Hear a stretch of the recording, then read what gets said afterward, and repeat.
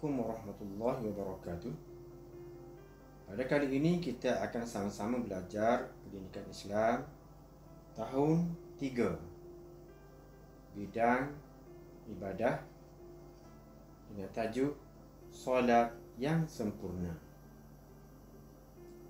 Mari kita sama-sama perhatikan dan kita fikirkan.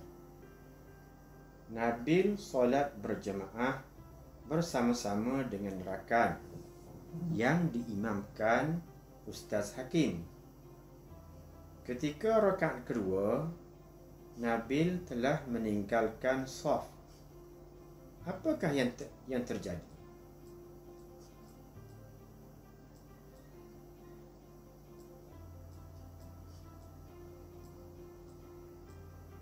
Seterusnya Ustaz telah menerangkan dan bertanya.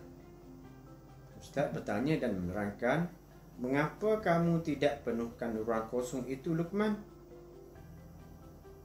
Luqman menjawab, nanti solat saya batal, Ustaz, kalau saya bergerak. Tidak batal sekiranya kamu tidak bergerak 3 kali berturut-turut. Mari Ustaz tunjukkan.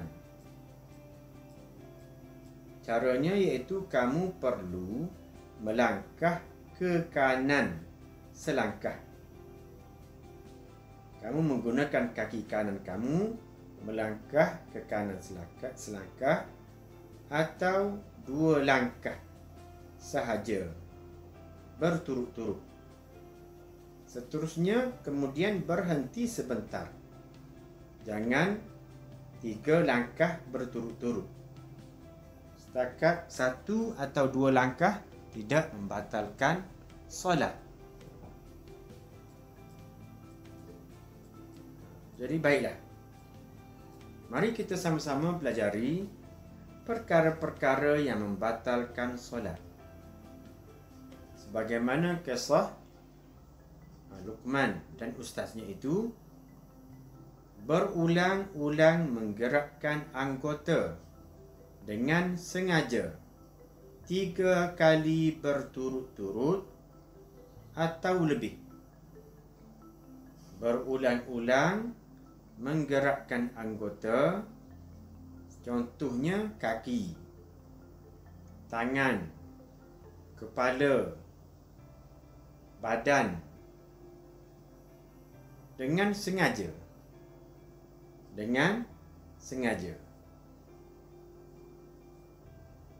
3 kali berturut-turut atau lebih, 4 kali, 5 kali, 6 kali. Adapun pergerakan anggota yang kecil seperti jari telunjuk, contohnya anak-anak gatal di bahu. Jadi anak-anak pun gerakkan tangan di bahu, kemudian menggunakan jari untuk menggaru tempat gatal itu.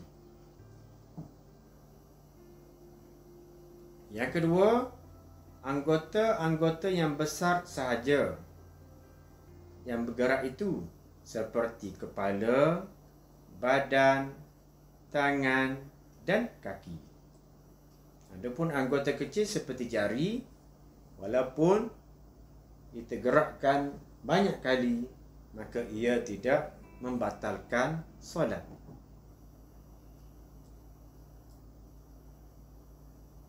Yang kedua, berkata-kata dengan sengaja. Contohnya, dia memberitahu kepada adiknya yang sedang bercakap atau buat bising di dalam masjid. Maka dia pun berkata, adik, diam. Maka batallah solatnya. Kemudian kawan dia pun jawab, cuba tengok. Batal juga solatnya. Yang kedua, berkata-kata dengan sengaja.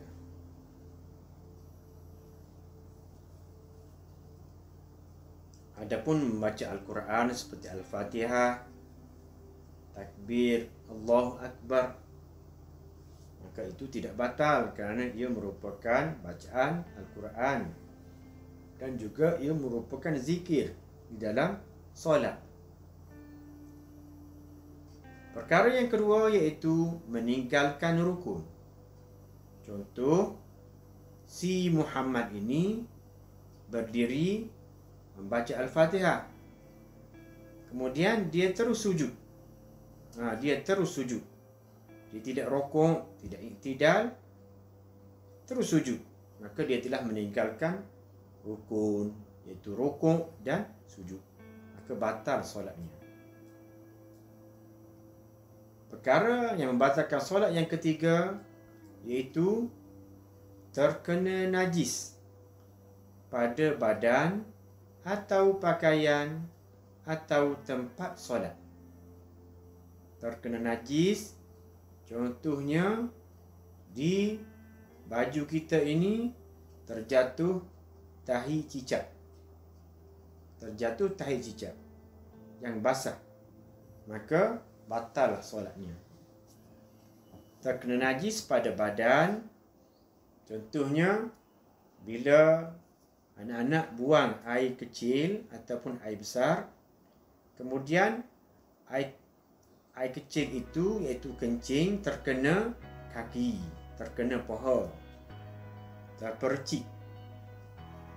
Kemudian anak-anak tidak basuh, maka badan kita ada najis, maka tidak sah solat. Atau tempat solat, contohnya kain sejadah yang kita gunakan untuk solat itu ada air kencing. Jadi kita sujud di atas tempat yang ada najis, maka batal juga solat kita. Perkara yang keempat iaitu terbuka aurat dengan sengaja, baik lelaki ataupun perempuan. Contoh di sini perempuan, iaitu terbuka tapak kaki. Terbuka tapak kaki, maka batal solat. Bagi lelaki pula, sekiranya terbuka pusat, ternampak pusat ataupun ternampak paha, maka batallah solatnya. Aurat orang perempuan iaitu seluruh tubuh badannya kecuali muka dan kedua pergelangan tangan. Tangan hingga pergelangan.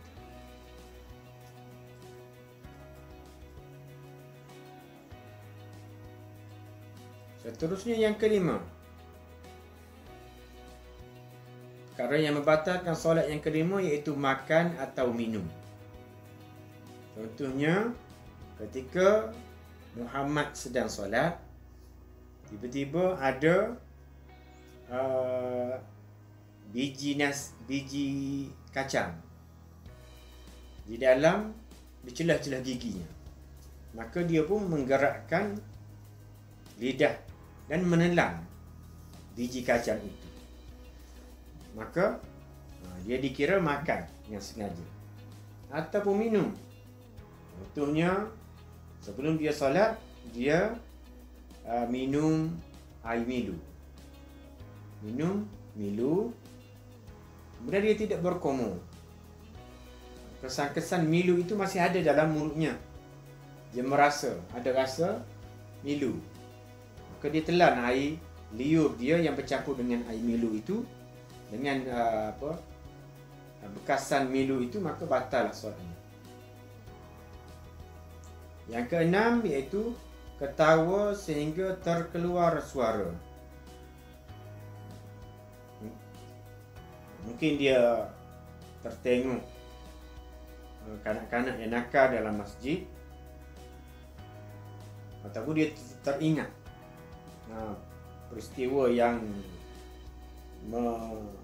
menyebabkan dia terkeluar suara, tertawa, ha contohnya. Yang ketujuh iaitu hilang ingatan kerana gila atau pitam. Ketika sembahyang tiba-tiba hilang ingatan.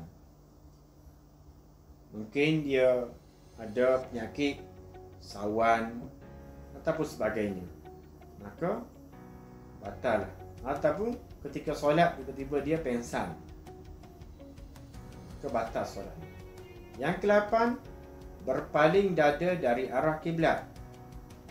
Contohnya dia mendengar bunyi kereta kawannya baru datang, maka dia terus berpaling dadanya daripada arah kiblat, maka batal juga solatnya. Yang ke-9, berubah niat, iaitu ubah waktu atau jenis solat. Berubah niat. Contoh, ketika sedang sembahyang, dia ragu-ragu, adakah sudah masuk waktu asar ataupun belum, sedangkan dia sembahyang waktu asar. Maka ketika itu dia pun berasa ragu-ragu, adakah sekarang ni masih waktu zuhur ataupun waktu asar, sudah waktu asar. Maka solatnya pun batal lah. Ataupun berubah niat, dia solat fardu asar, tiba-tiba dia berniat solat fardu zuhur, batal juga. Berubah niat ini juga iaitu dia contohnya dia ni ketika sedang sembahyang, dia teringat sekiranya kawannya datang, dia akan berhenti solat. Jadi kawan dia tak datang lagi, tapi solat ketika itu sudah batal.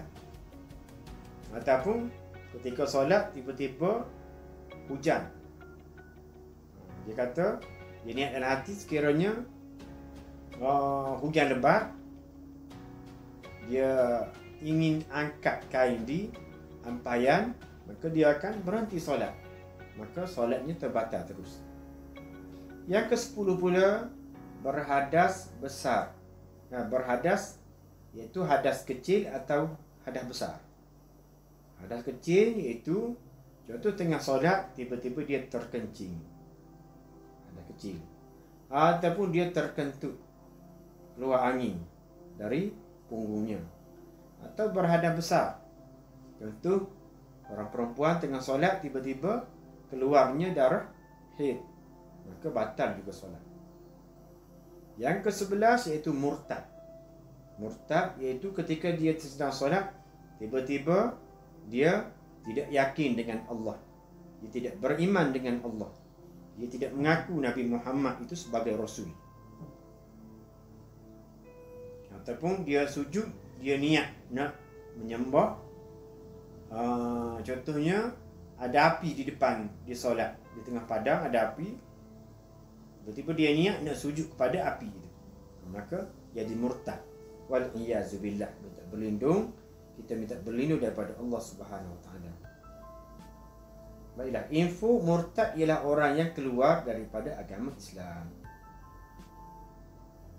Baiklah anak-anak, rumusan daripada pembelajaran kita pada kali ini iaitu perlakuan solat hendaklah dijaga dengan sempurna. Sama ada rukun qalbi, itu rukun hati, rukun fi'li, perbuatan, dan rukun qauli, iaitu bacaan. Jadi Ustaz harap agar anak-anak semua dapat memahami pembelajaran kita pada kali ini. Terima kasih kerana menonton dan sama-sama belajar. Jangan lupa subscribe. Sekian, terima kasih. Wassalamualaikum warahmatullahi wabarakatuh.